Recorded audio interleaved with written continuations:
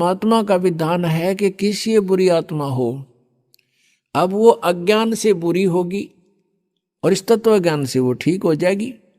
तो परमात्मा का विधान है कि सारे निकम्मा आदमी हो उसको सत्संग सुनावे, तत्व ज्ञान से परिचित करावे, फिर अपने आप उसको विष दिखाई देगा, वो सब बुराइयों से बचेगा। एक सास बहू है और सास बहू का कहते हैं कुत्ते बिल्ली वाला बैर हो जाता है। ऐसा क्यों है? बिना ज्ञान के गाटा जुड़ रहा है।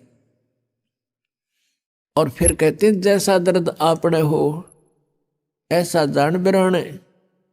अब जैसे घर का मुखिया है, सास है, उसके अधीन पुत्र वधू है, अब उसके साथ दुर्व्यवहार करेगी तो उसकी आत्मा रोएगी, बोल सकती नहीं। तो वो आत्मा की जो पुकार है वह भगवान के दरबार में डिपॉजिट होती है और उसका प्रतिफल बहुत भयंकर होता है। फिर क्या होता है कि कई जगह ऐसा है कि पुत्र वधू इतनी हैवी है सास पर, उसको तंग करती है, तो उस समय यु ज्ञान याद रखना चाहिए कि हम इस काल ने ऐसी व्यवस्था में जोड़ रखे हैं, क्योंकि यहाँ व्यवस्था ऐसी है। अब जवान बच्चे का और बूढ़े का कभी भी मेल नहीं मिले, ना मन मिले, ना व्यवहार मिले, ना विचार मिले, और फिर रहना इकट्ठा, सास और बहू ने इकट्ठा रहना और कति विचार नहीं मिले, यह गारंटीड बात है, और इसलिए झगड़ा रहेगा, यह भी रहेगा। लेकिन इसका समाधान इस ज्ञान से होगा। देखो कोई भी घर में हानि करके प्रसन्न नहीं हुआ करता, कोई भी नुकसान करके राजी नहीं, लेकिन हो जाता है। और फिर उसके ऊपर एक दूसरे के साथ खींचातानी करे, तूने ऐसा कर दिया, तू ऐसा करता है, ये करता है। को बालक को उसने प्यार से समझा दे, लेकिन नुकसान जो होना है आपके भाग्य में पूर्व निर्धारित है, वो होके ही रहेगा।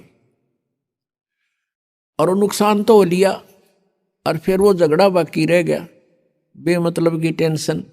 जब आप परमात्मा की शरण में आ जाओगे ये हानि भी नहीं होगी आपके, सत्कर मान लेना।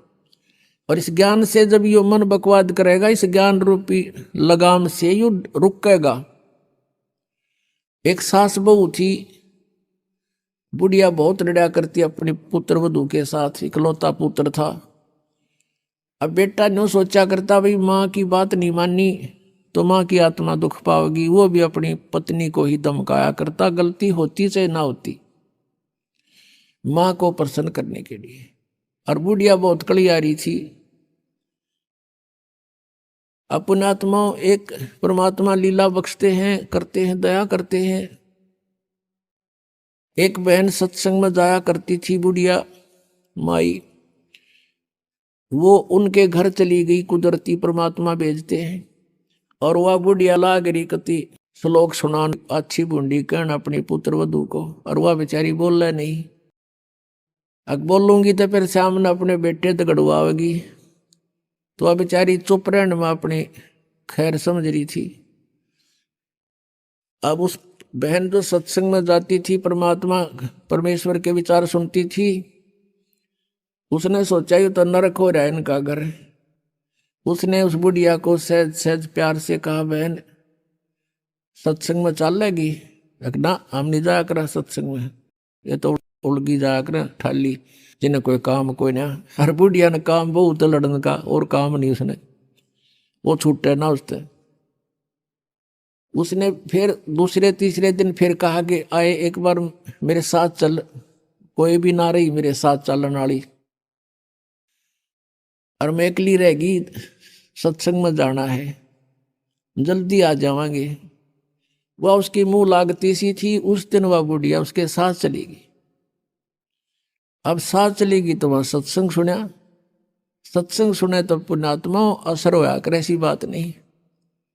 जब तक हम कुएं के मेंढक बने रहेंगे, हम उसी क्रियाओं से लिप्त रहते हैं, वैसे ही विचार हमारे बने रहते हैं, और ज्यादा ही दुख और बुराइयां हमारे अंदर प्रवेश होती रहती है। बुढ़िया ने सुने विचार, उसकी तो एकदम जो है ना, एकदम परिवर्तन आ गया उसके अंदर। सचमुच हमने आपस में नहीं किसी को दुखी करना चाहिए, कथा सुनाई गई कि एक व्यक्ति था, वो कहीं पर साधना कर रहा था, बैठा था, साधना कर रहा था, और एक गाय भागी जा रही थी और वो गर्भवती थी, और उसको ये आभास हो गया था कि कोई कसाई उसके पीछे पड़ा हुआ है। वो आगे वन में ओझल होगी, शिकारी वहां आया, उस साधक से उसने पूछा, गाय देखी आपने? कहते मुंह से नहीं बोला, उसने हाथ कर दिया, ऐसे किधर गई? वो कसाई ने वह गाय ढूंढ ली, वो मार दी। उसका भी प्रतिफल उसको भोगना पड़ा। कहते हैं फिर उसकी बाजू कट गई। इतना भी हम सहयोग देते हैं किसी अन्य दुष्कर्म के अंदर, इतना भी हमें हानि होती है। जैसे हमने मना किया है बीड़ी शराब मांस तम्बाकू पीना नहीं है, और किसी को पीने में सहयोग भी नहीं देना, उठा के भी नहीं देना, उसमें भी हानि होगी। आपको मर्यादा सारी पालन करनी होगी। कहने का भाव ये है कि एक व्यक्ति था और उसकी पत्नी बहुत लड़ा करती, बहुत झगड़ा करती थी, बहुत बुरा बोलती थी। तो किसी ने, वो जो व्यक्ति था अगले जन्म में जिसकी बाजू कटी थी, वो साधना कर रहा था, साधना कर रहा था, कहीं पर अगले जन्म में भक्त बन गया। तो उसकी किसी ने आकर के अचानक पहले तो उससे पैसे पूछे, बाबा जी पैसे निकाल सारे। अब पैसे नहीं है भाई मेरे दर, उसकी बाजू काट दी। अब उसने सोचा भाई मैं भक्ति भी कर रहा हूं और यह आपत्ति मेरे पर कैसे आ गई। उसने सोचा भी मैं इसका किसी से कारण पूछूं, मेरा कौन से जन्म का पाप था। किसी ने बता दिया भाई इस गांव के अंदर एक भगत है और पीछे बीती हुई बता देता है, पिछली बता देता है, भविष्य की नहीं जानता। वो उसके घर पर गया तो उसने पता लगा कि बाहर गया हुआ है। फिर भी उसने सोचा घर पे पता करता हूं।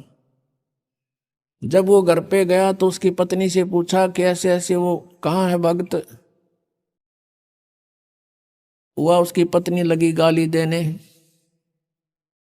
कि तेरे जैसा ढेड वो है, हंडा धक्के खांदा जिस तरह तू खावे है, पता नहीं के सुना दी। अब जिसका हाथ कटा हुआ था उसने सोची भाई मैं तो गलत आ गया, मेरे साथ मजाक कर दिया, दिखे ना भगता के घर में कैसी बात होया करे, इसी ने कमी होया करे।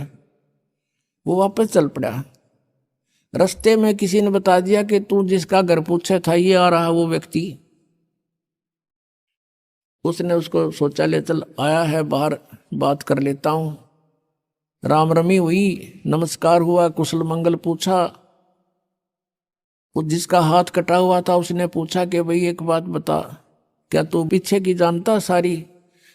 हाँ जी, दया है भगवान की। भाई पहला मेरी तो पाछा बताइए, पहला तू अपनी बताया, तेरे घर में इसी बूंदी कलियारी क्यों करा रही है? ऐसी बेहुदा बोली वाह न। बोला यह भी बताऊं, पहला यह सुन ले तू। पिछले जन्म में मैं था काग, या थी गधी, और जब कुमार इसने छोड़ देता इसकी कमर टूटी हुई होती थी, मैं इसकी वो खाता था, टूटी हुई कमर से उन जख्मों से मांस खाता था। तो आज भाई अपना बदला ले रही है मेरे ते, और ये इतने जख्म करेगी मेरा जितने मन न कर रखे हैं।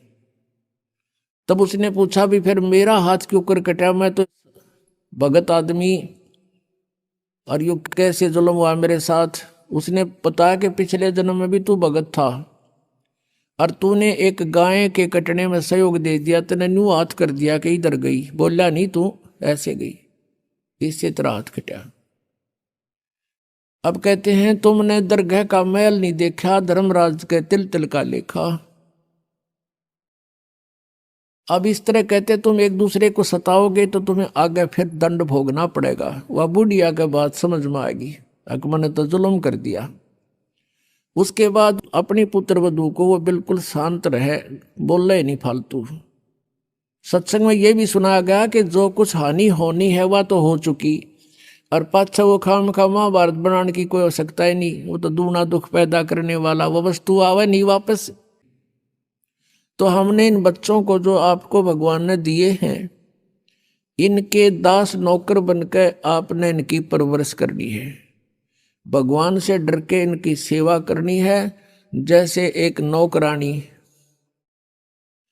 और एक नौकर मालिक के बच्चों की कितनी केयर टेक करता है। इस दास को इतिहास अब याद आते हैं, उदाहरण आते हैं जो संसार में घटे हुए हैं, भगवान ने जो हमें उदाहरण दिए हैं वो सत्य हैं। एक समय दास जब सर्विस करता था, ऑफिस में बैठा था और सामने गली थी, सड़क, और ऑफिस से 2 मकान छोड़कर लेफ्ट साइड में एक बहुत बड़े धनवान व्यक्ति का मकान था, कोठी थी। उसकी एक पुत्री थी, लड़की ज़्यादा से ज़्यादा 8-9 वर्ष की होगी।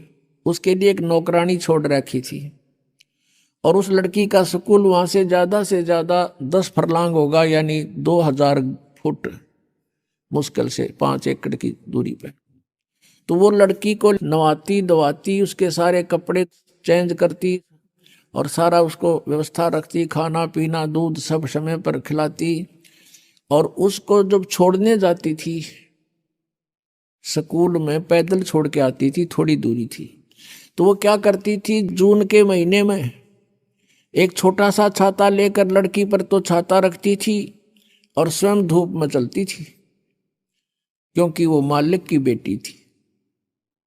और जब उसको नौकरी से निकाल दिया, उसने झांका भी नहीं उधर, और पहले वो उसको इतना प्यार देती थी, शायद माँ भी नहीं दे सकती।